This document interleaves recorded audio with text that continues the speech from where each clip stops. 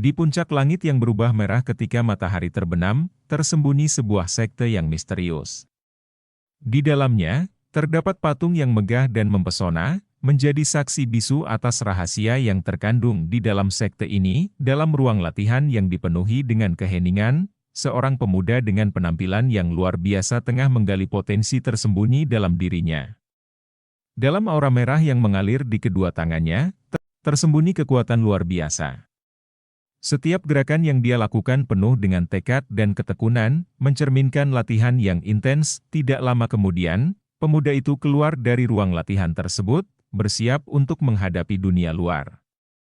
Di luar, dia disambut oleh ribuan murid sekte yang berdiri dengan hormat. Mereka tahu bahwa pemuda itu adalah masa depan sekte mereka, pemimpin yang akan membimbing mereka ke arah kejayaan.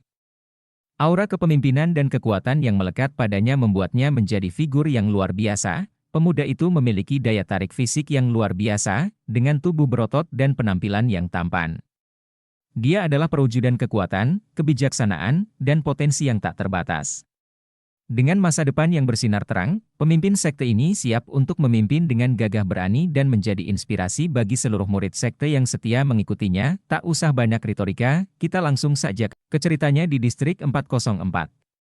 Manhwa ini bercerita tentang 6 bersaudara yang akan mengguncang dunia persilatan murim. Di sebuah desa kecil bernama Hwajeon, hiduplah seorang pria tua yang bernama Kakek Nim. Dia dulunya adalah mantan prajurit, sekaligus mantan penipu handal. Dia juga punya nama lain yaitu ahli melarikan diri. Dia telah hidup di desa itu selama beberapa dekade, menjalani kehidupan sederhana sebagai petani.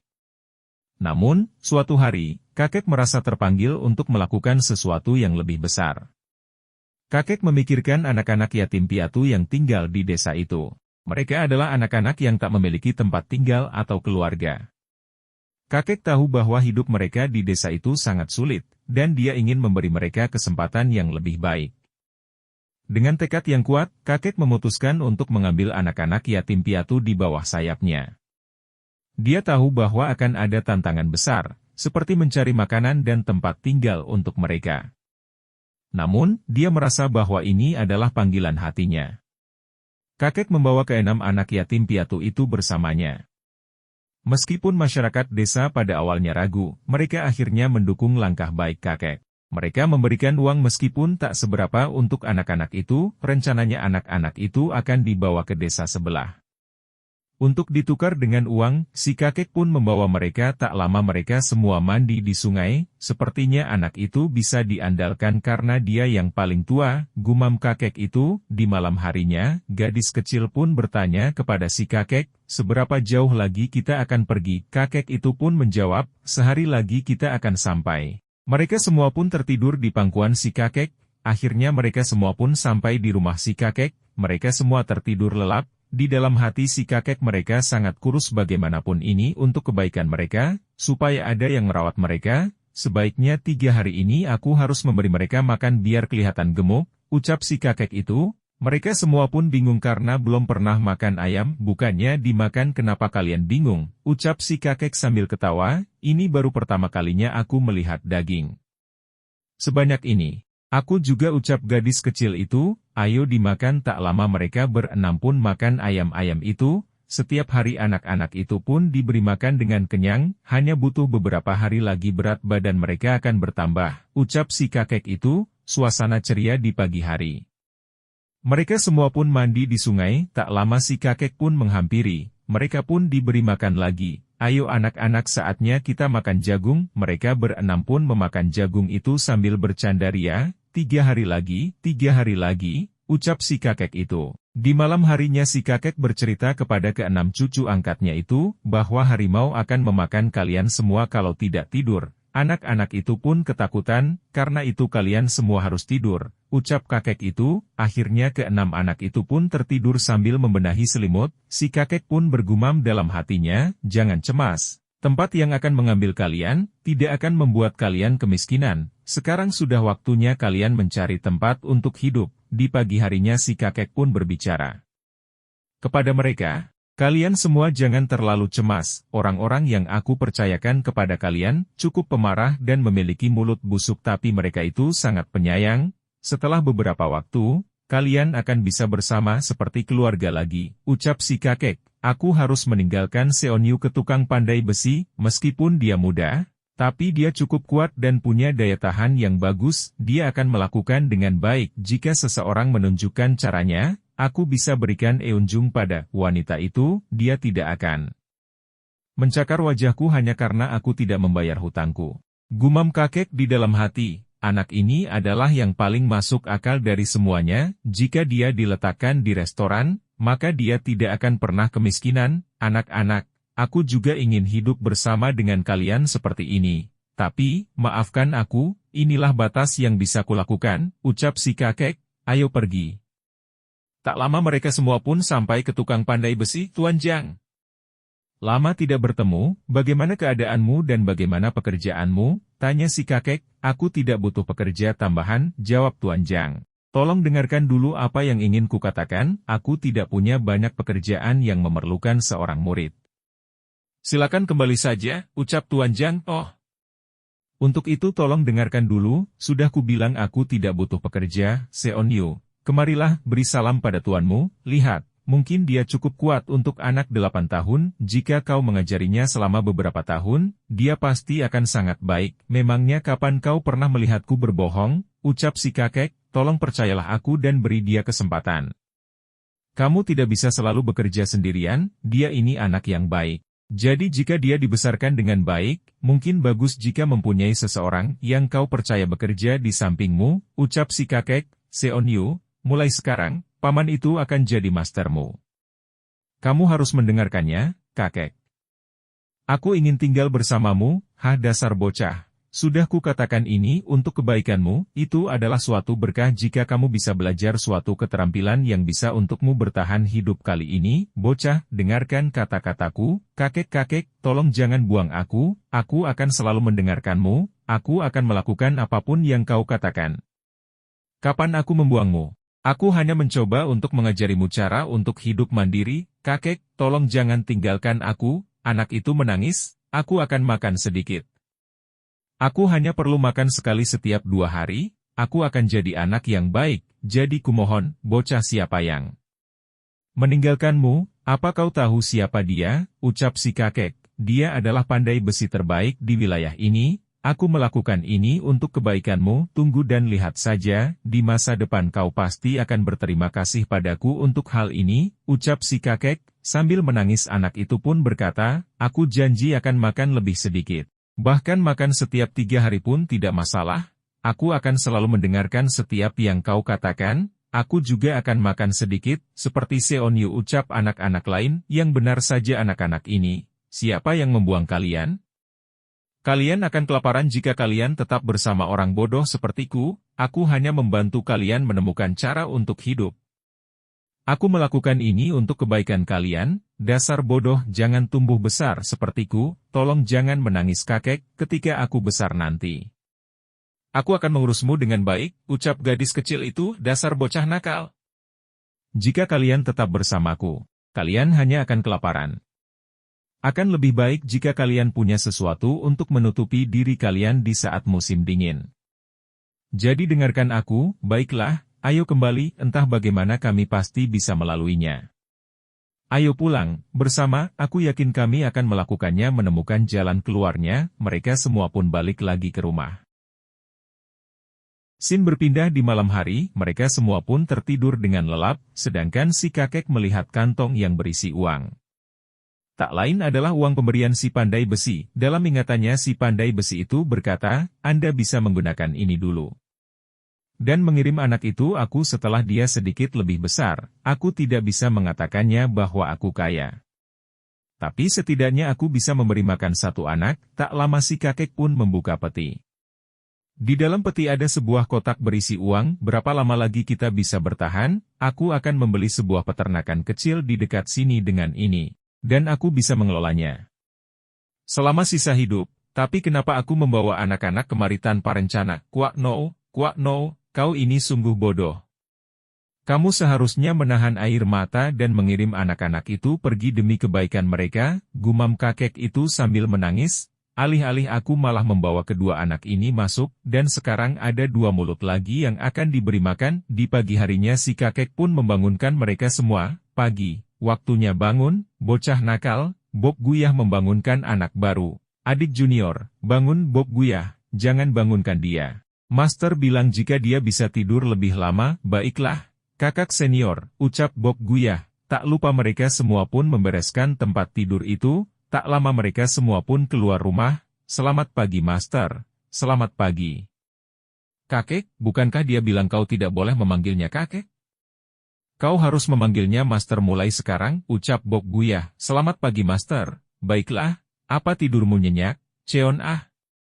Tanya Master. Ya, jawab Cheon Ah. Baiklah kalian semua harus berlatih bela diri, mari mulai. Mereka semua pun berlatih. Sekali lagi ucap Master. Hap, hap, hap, teriak anak-anak itu. Si kakek pun bergumam dalam hatinya. Haruskah aku absen mereka sesuai dengan urutan usia mereka? Meskipun Wuram adalah yang tertua dari mereka.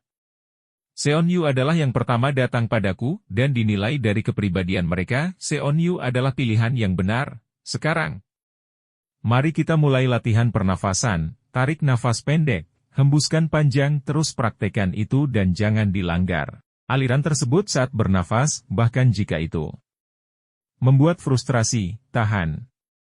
Dan pelan-pelan, kita perkenalkan dulu, kakak pertama Seon-yu saudara junior kedua, Wuram. Saudara junior ketiga, Eunjung, saudara junior keempat, Jishim, saudara junior kelima, Bogu, saudara junior keenam Yangwu, saudara junior ketujuh, So Cheon saudara junior termuda, Soyul. Ini mungkin salah satu teknik pernafasan yang paling umum. Tapi tidak ada teknik yang lebih aman daripada ini. Selama mereka bisa menghindari sakit, gumam si kakek di dalam hati, tak lama mereka semua pun makan, si Bokgu dengan sekali tegukan langsung habis. Si kakek pun bingung, di dalam hatinya, jika kita terus berhemat dan memberi mereka sedikit makan setelah hari yang panjang seperti ini, maka otot dan tulang mereka tidak akan bisa berkembang. Aku harus mencari pekerjaan. Apakah ada agen pengawal bersenjata yang mencari pengawal? Aku memang tua, tapi aku menjadi prajurit untuk waktu yang lama. Jika aku melakukannya dengan baik, mungkin aku bisa mendapatkan posisi sebagai pengawal. Master, bolehkan aku bertanya, bolehkan aku tidak menjadi saudara senior? Kenapa memangnya? Tanya Master, karena saudara junior Wuram lebih tua dariku. Dan Eunjung juga seumuran denganku, aku tidak memutuskan posisi berdasarkan umur. Murid yang lain mungkin diurutkan sesuai umur tapi itu tidak berlaku untuk murid tertua. Kau adalah yang pertama kali datang padaku, jadi posisi sebagai saudara senior merupakan hakmu, muridku. Hubungan di antara kalian semua harus jelas. Inilah yang dipelajari oleh master kalian, ini di sekte Shadowus dan aku mengajarkan hal yang sama pada kalian. Kalian semua harus memperlakukan saudara senior kalian seperti kalian memperlakukan tetua. Kalian di rumah mengerti, baik, ucap anak-anak itu. Dalam pikiran si kakek ini semua demi kebaikan kalian semua tidak memiliki hubungan darah, jadi jika hubungan kalian rusak, maka kalian hanya akan menjadi orang asing. Tapi jika kalian terikat sebagai junior dan senior, maka itu akan jadi cerita yang berbeda. Mulai sekarang kalian semua akan saling bergantung dan saling melindungi satu sama lain. Tiba-tiba saja aku menjadi master sebuah sekte. Jika ada yang mendengarnya, mereka pasti akan menertawakanku. Sin pun berpindah diperlihatkan Seon-yu, Woram, dan Bokgu mengisi air di dalam tong. Tapi Bokgu pun bertanya kepada kakak senior kedua, kakak kedua, kamu membawa air dikit sekali, apa itu tidak terlalu ringan? Adik kelima, bagaimana bisa kau mengatakan hal itu pada kakak senior keduamu? Ucap kakak pertama. Kakak senior kedua hanya membawa sedikit air setiap harinya, dan batu yang dia bawa juga sangat sedikit, ucap Bokgu. Meskipun itu benar, tapi kau tidak boleh bicara begitu pada kakak senior keduamu. Baik kakak senior, jawab Bokgu. Tak lama mereka pun mengambil air lagi. Adik junior, kau bisa menuliskan, mari kita lakukan. Lakukan apa kakak pertama? Aku dan saudara junior lainnya tidak pandai menulis, jadi kami akan membawa air dan kau ajarilah kami menulis. Aku bisa membawa air dan mengajarkan sekaligus kalian semua menulis, jawab Wuram. Tidak. Semua orang punya bakat dalam hal tertentu, master kita juga pernah mengatakan hal ini kau lebih cocok menjadi pelajar daripada seniman bela diri, hari ini master akan kembali dan membawa buku.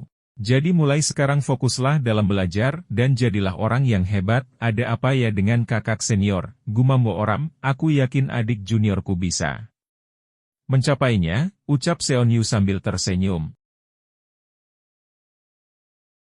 Sin pun berpindah di kediaman seorang nyonya tua, di situ si kakek sedang meminta pekerjaan, wanita itu pun bertanya. Bukankah kau sudah pensiun? Aku rindu masa lalu ketika kita menyelesaikan semuanya dengan tinju. Kita, tumben sekali kau mengunjungiku sepertinya kau datang untuk meminta pekerjaan. Tanya wanita itu, iya apakah ada pekerjaan untukku, tidak ada banyak. Pekerjaan akhir-akhir ini, tapi, untuk selevel Oraboni, itu tidak akan sulit untuk mencarikanmu pekerjaan. Kelas mana yang kau inginkan? Apa sama? Dengan yang sebelumnya, tidak aku ingin mengambil kelas pertama, kelas. Pertama, apa terjadi sesuatu? Padamu, Oraboni kau biasanya hanya mengambil komisi kelas kedua ataupun ketiga, ucap wanita itu, tidak ada apapun, aku hanya butuh uang sekarang, wanita itu bergumam di hatinya dengan kemampuannya, dia memang bisa mengambil komisi kelas pertama, tapi untuk seseorang yang membuat dirinya terkenal karena instingnya untuk menghindari bahaya. Kenapa dia melakukannya sejauh ini, bagaimana dengan durasinya? Tanya wanita itu, aku tidak peduli. Asalkan aku tidak perlu pergi ke provinsi yang lain, ucap si kakek, baiklah. Akan kucarikan, jadi kembalilah dalam setengah bulan, pasti akan kucarikan pekerjaan yang cocok untukmu, terima kasih. Sudah kuduga, kaulah yang terbaik, kalau begitu aku akan pergi maaf sudah merepotkanmu, apa dia menikah dan punya anak atau semacamnya, gumam wanita itu, sesampainya di rumah si kakek mulai melatih anak-anak itu, baiklah. Pertama kita akan mulai dengan pemanasan, baik ucap anak-anak itu, sehabis latihan mereka semua pun mandi di sungai, berbeda dengan yang lain Wuram rajin sekali membaca buku, waktu terus berganti mereka diajari cara berkebun, sampai berganti musim, di malam hari turun salju di dalam gubuk. Mereka semua bercanda tertawa bahagia, di saat yang lain sedang tidur Wuram masih membaca buku. Di bawah sinar bulan tanpa penerangan dia terus belajar, di pagi harinya diperlihatkan Seon Yu sedang mencangkul di kebun, di dalam hatinya, hanya beberapa hari lagi aku akan selesai, dengan uang kali ini. Aku bisa memberikan adik termuda pakaian baru. Dan sisanya bisa kugunakan untuk saudara keduaku.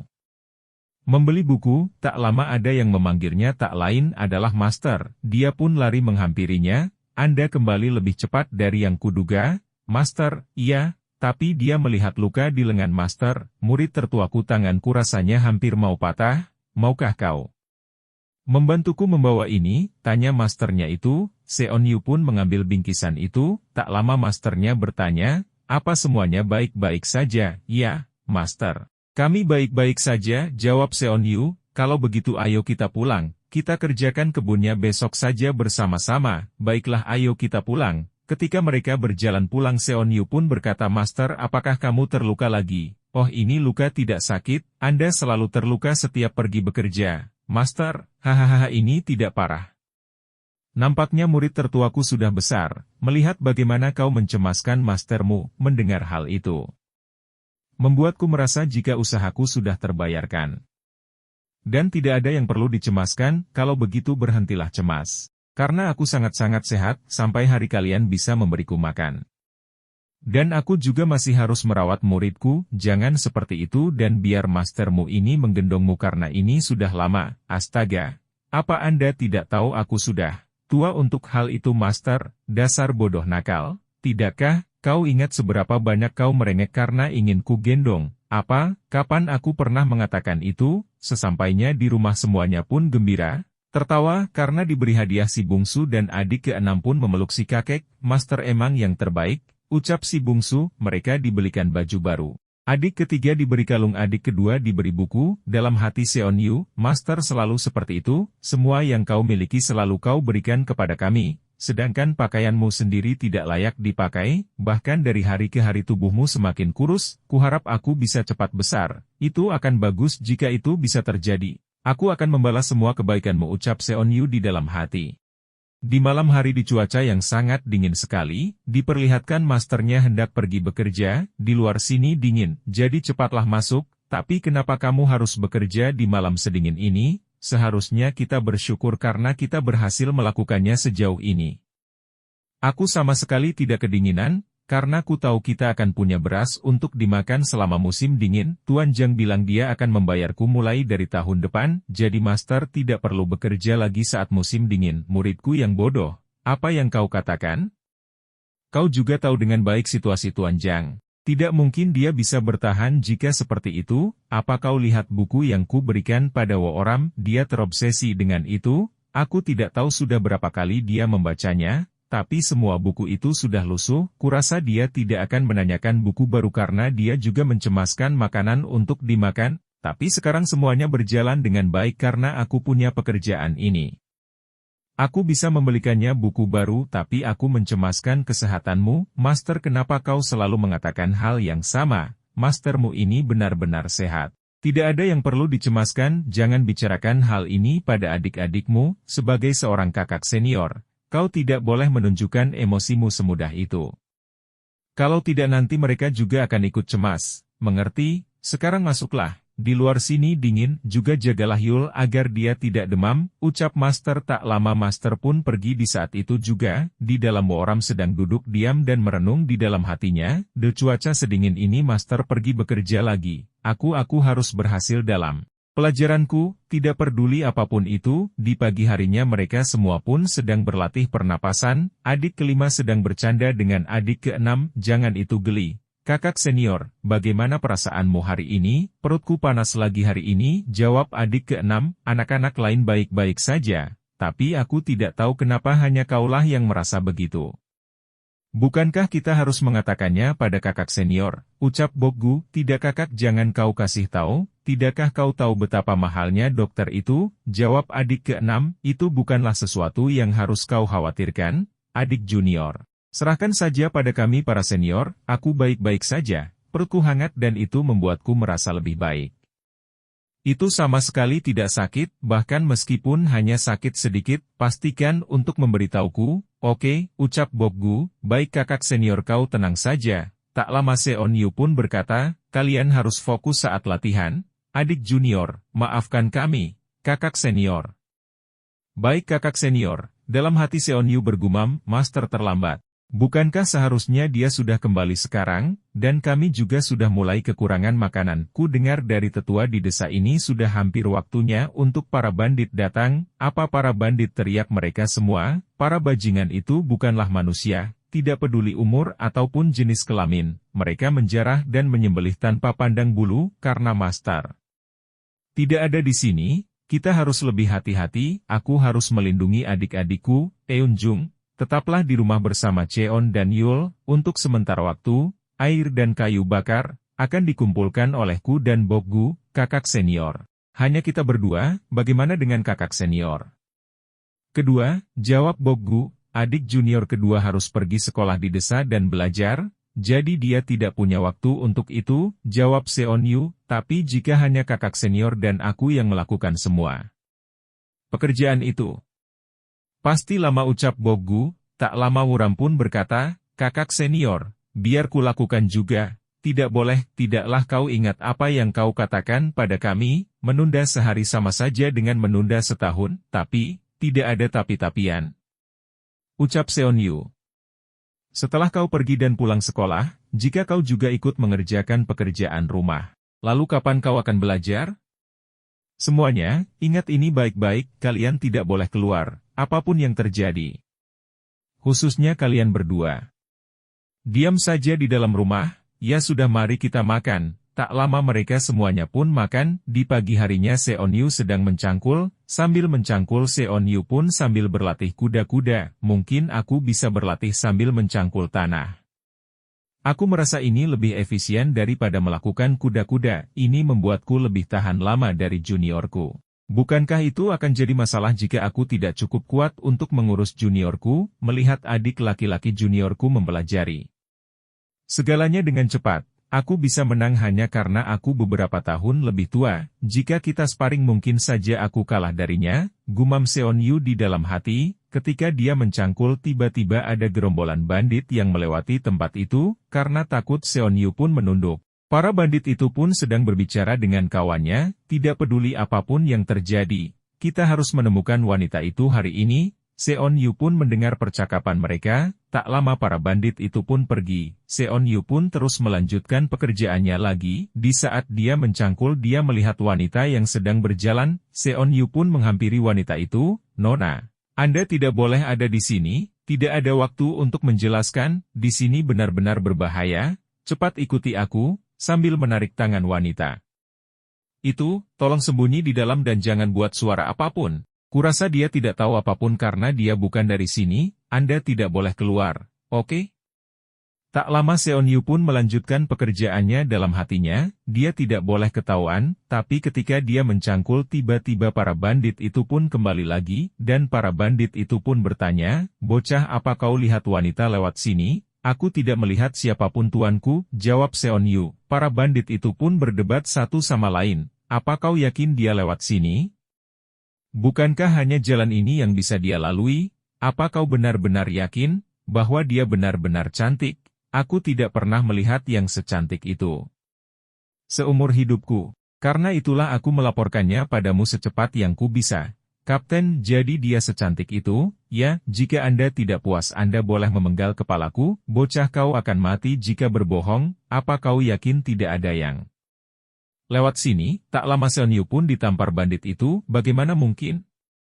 Lagi pula tidak ada jalanan lain, hanya kau saja yang ada di sini, kenapa kau tidak melihat siapapun? Kurasa kau menyembunyikan sesuatu. Jika kau berbohong, akan ku bunuh kau, tuanku." "Ku tidak lihat siapapun," ucap Seonyu sambil memegang pipinya. Bandit itu pun menginjak-injak Seonyu, "Bohong. Kau pasti berbohong. Katakan yang sesungguhnya." "Saat aku masih baik." Bajingan gila, nampaknya dia hanya ingin menghajar bocah itu saja. "Bukankah dia memang senang menyiksa wanita dan anak-anak?" ucap kawanan bandit yang lain. Seonyu pun dihajar habis-habisan di situ. Wanita itu di dalam hanya melihat saja. Tak lama bandit itu berkata, "Nampaknya dia benar-benar tidak melihat apapun, Kapten, atau mungkin bocah ini bodoh dan tidak memperhatikan siapapun yang lewat. Kalau begitu apa yang kita lakukan di sini? Cepatlah dan kita cari wanita itu," ucap Kapten Bandit. "Biasanya, akan ku robekkan tubuhmu, anggap saja kau beruntung." Para bandit itu pun pergi meninggalkan Seonyu yang terkapar. Tak lama wanita itu pun menghampiri Seonyu, kemudian wanita itu pun berkata, "Kau adalah orang kedua yang mempertaruhkan nyawamu untuk melindungiku." Scene pun berpindah di malam hari. Wanita itu pun mendatangi markas para bandit itu seorang diri. Ketika sampai tiba di pintu masuk, salah satu bandit pun berteriak, itu jalang itu ada di sana." "Benar. Dia cantik. Dia sangat seksi," ucap para bandit itu. Wanita itu pun tanpa rasa takut berjalan di kerumunan para bandit. Dia pun datang menghampiri pemimpin mereka, 44. "Tidak akan ada satupun dari kalian yang bisa keluar dari sini." Pemimpin bandit pun menjawab, "Apa yang kau?" Belum sempat meneruskan kata-katanya kepala bandit itu pun pecah. Kapten mati," ucap anak buahnya yang tampak keheranan dengan kejadian itu. Tak lama pasukan dengan jubah merah membantai mereka satu persatu dalam sekejap.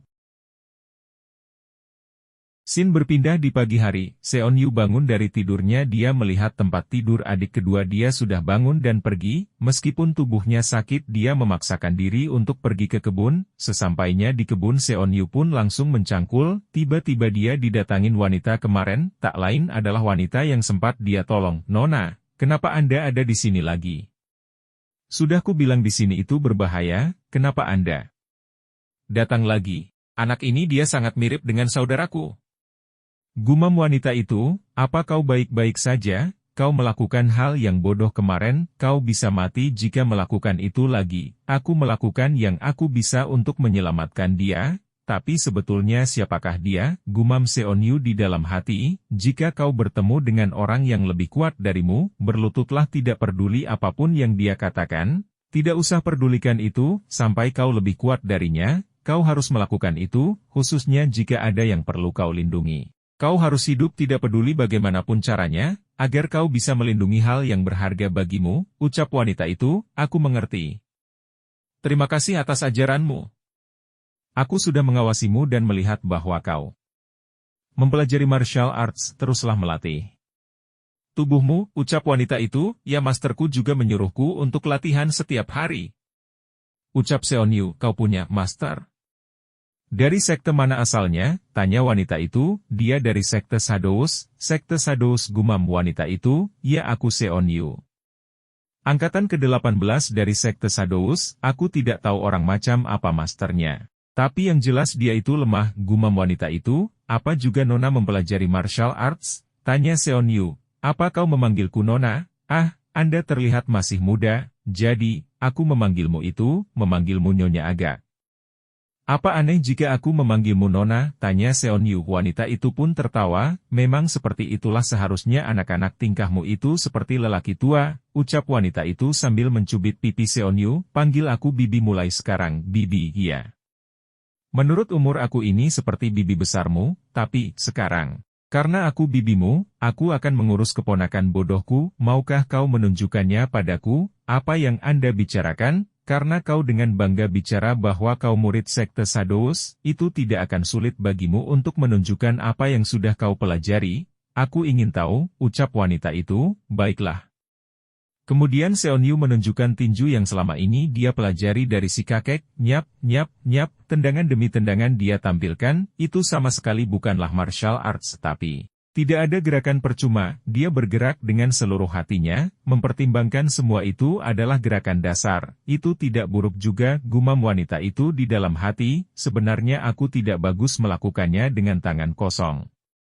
Aku lebih percaya diri jika menggunakan alat, ucap Seonyu. Penampilan MU tadi lumayan. Itu bagus, benarkah Bibi? Ucap Seonyu. Bibimu ini tidak pernah berbohong seumur hidupnya, tapi kulihat teknik pernafasanmu itu dekat dengan ajaran Tao, ucap wanita itu. Aku tidak tahu siapa yang mengajarinya, tapi masternya melakukannya dengan bagus karena menjaga pikirannya tetap bersih. Jika dia mengikuti jalan yang benar, dia bisa berkembang dengan cepat, gumam wanita itu. Maukah kau mempelajari sesuatu yang menarik dariku? Tanya wanita itu. Ah iya, ucap Seonyu. Kau tahu, itu akan lebih menyenangkan jika kau menukar teknik pernafasan yang kau pelajari, tidak perlu gugup. Saat aku menekan tanganku, tariklah nafas. Saat aku melepasnya, hembuskan dengan biasa. Aku mengerti. Sekarang tarik nafas, hembuskan sekarang. Tarik, hembuskan, tarik nafasmu sekarang, hembuskan, tarik nafas sekali lagi. Lalu hembuskan. Kau harus mengingat hal ini. Jika kau terus melakukan ini, kau akan merasakan sesuatu di sini. Dan jika kau meneruskannya tanpa berhenti, kau akan merasakannya di sini. Sampai saat itu, kau harus bernafas seperti yang kuajarkan. Bagaimana? Bisakah kau melakukannya? Semua hal dalam hidup pasti sulit pada awalnya, tapi saat kau bisa melaluinya, seketika wanita itu mempraktekkan jurusnya, tangannya menyentuh tanah, seketika tanah itu pun hancur. Kau pasti bisa melakukan sesuatu yang seperti ini, ucap wanita itu, dan ini lagi seketika wanita itu pun melambaikan tangannya seketika angin berhembus. Bibi, apa itu Plumblast itu sungguh keren, ucap Seonyu. Benar. Kau bisa melakukan ini jika melakukan yang kukatakan, jadi kau harus bekerja keras, ucap wanita itu. Ya, aku akan lakukan yang terbaik, ucap Seonyu. Bagaimana bisa sikapnya mirip juga dengan kakak, gumam wanita itu. Akan kuajarkan juga beberapa hal lain yang bisa segera kau praktekkan, benarkah? Terima kasih banyak Bibi, ucap Seonyu. Perhatikan baik-baik. Gunakan teknik pernafasan, fokuskan energimu ke kedua tangan, lalu tarik nafas, hembuskan dan lepaskan. Sekarang, teknik pernapasan tangan dan kaki yang baru saja kuajarkan itu sangatlah sederhana, tapi kekuatannya sama sekali tidak bisa diremehkan. Kau tidak boleh menunjukkannya pada orang lain sampai kau bisa menggunakannya dengan alami, seperti halnya bernafas ataupun makan, karena trik yang ceroboh cenderung membawa kesialan. Akan kuingat itu. Aku akan melatihnya sampai aku bisa menggunakannya dengan alami, seperti halnya bernafas ataupun makan, ucap Seonyu. Tapi apa nama jurus ini Bibi? Aku tidak menamainya karena gerakan ini muncul setelah aku melihat situasimu. Memang apa pentingnya hal itu? Jawab wanita itu. Karena itu sangat keren Bibi. Masterku terkadang bercerita tentang semua Tokoh heroik, terkadang dia juga menceritakan tentang Heavenly Dragon Sky ataupun 18 pukulan menusuk, semuanya terdengar keren, hahaha. Ya, kau memahami tujuannya, teknik martial art harus memiliki nama yang sesuai dengan penggunaannya, bukan begitu? Kalau begitu, nama gerakan ini adalah manslaughter, pembunuhan instan. Jika kau harus menggunakan tanganmu, maka kau harus membunuh musuhmu tidak peduli bagaimanapun itu, atau setidaknya melumpuhkan mereka, begitulah cara memastikan keamananmu. Jadi, sebelum menggunakannya, kau harus memikirkannya sebanyak 3 kali. Lalu kau tidak perlu takut, baik, Bibi di atas itu. Semua kau tidak boleh mengajarkan teknik ini pada orang lain. Aku masih punya junior yang lain. Tidak bolehkah aku mengajarkan ini pada mereka? Tidak. Aku hanya ingin membayar kebaikanmu. Aku tidak punya niat untuk membesarkan iblis pembantai manusia. Jika kau melanggar janjimu, akan kupotong salah satu tanganmu. Kau tahu bahwa bibimu ini tidak pernah berbohong padamu sebelumnya kan? Ucap wanita itu.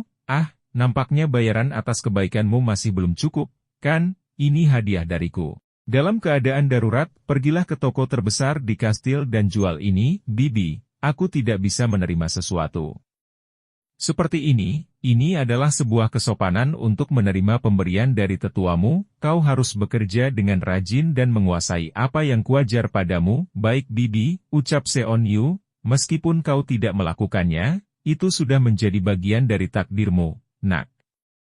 Ucap wanita itu, kuharap kita bisa bertemu lagi suatu hari nanti, Bibi. Tiba-tiba wanita itu menghilang.